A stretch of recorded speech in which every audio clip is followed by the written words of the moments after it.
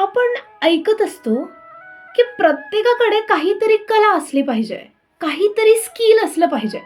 Skill असलं की माणूस उपाशी पोटी मरत नाही, असं आपण ऐकतो. मग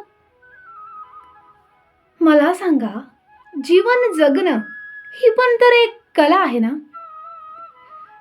काही लोक म्हणजे जवळजवळ सर्वांनाच ना संकट असतात, सगळ्यांना दुःख आहेत, सगळ्यांना काही ना काही प्रॉब्लेम आहेत.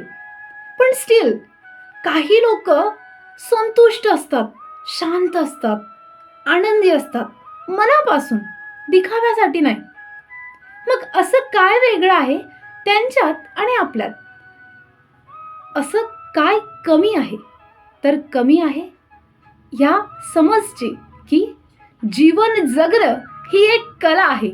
म्हणून मनमोकळं जगूया, आनंदी जगूया आणि मस्त राहूया.